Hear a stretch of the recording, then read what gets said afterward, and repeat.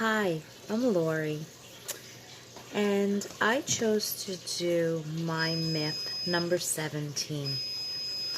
Number 17 is the myth surrounding dyslexia. The myth is that individuals with dyslexia write words backwards and cannot decode words. Some may even think that dyslexia is like using a mirror when reading and writing. In the reading about neuroscience and how people learn, this is inaccurate. It has been suggested that the cerebellum is involved in sensory processing, language processing, and visual guide movement. Dyslexia is now poised to become a focused concern of cognitive neuroscience. Two types of reversals are commonly associated with the public mind and dyslexia. One, reversing letters themselves, like writing something like a B instead of a D. And two, reversing the order of letters within a word. The true definition of dyslexia is the difficulty with words. It's learning disability marked by difficulties in processing written language. Even among educators, including university faculty, special education teachers, and speech therapists, 70% believe that reversing the order of the letters is a defining feature of dyslexia. Although this is not the case for a dyslexic individual. As educators, in our job, it's to teach content. Due to the various learning styles of students, it is difficult to reach the dyslexic student. In order to be able to teach a student with dyslexia, we as educators need a different style of teaching to reach them. We as educators need patience to decode information to the dyslexic student.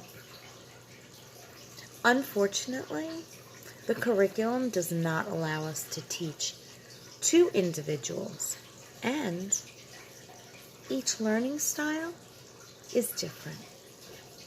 The dyslexic student has a deficit and must learn to conform to the classroom as a whole.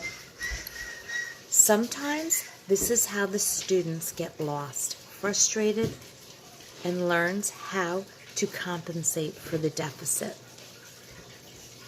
Teachers are taught to have patience with the dyslexic learner. It takes patience to be able to teach a student with dyslexia. As they mature and learn the difference in letter formation and sounds, the errors decrease in a student who does not display signs of dyslexia.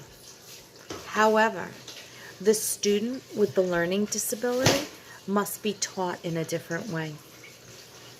We as educators must remember the younger learner may have difficulty following multi-step directions. This is not to say the student who may or may not have dyslexia can master this skill.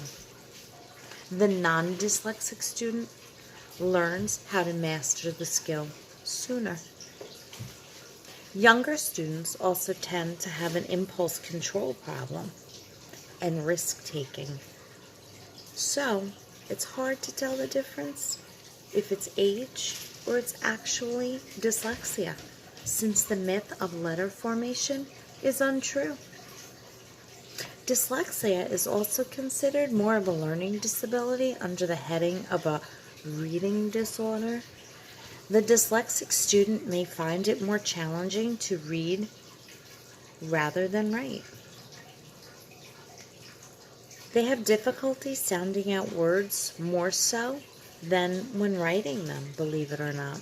So, With the way the brain functions in studying and learning in short mini lessons, the dyslexic student would also find it difficult to read and study and be able to recall information on a test.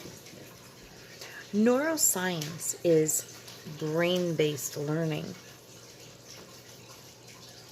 We as educators aren't often taught how to teach in that way.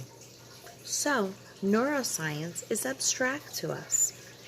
When teachers are taught what neuroscience actually is, they can better understand the student with disabilities and learn how to better serve them to be a success. Neuroscientists hope to be able to reach more educators so that teachers can use neuroscience to maintain patience, optimism, and professionalism with students to teach brain-based minds. Thank you.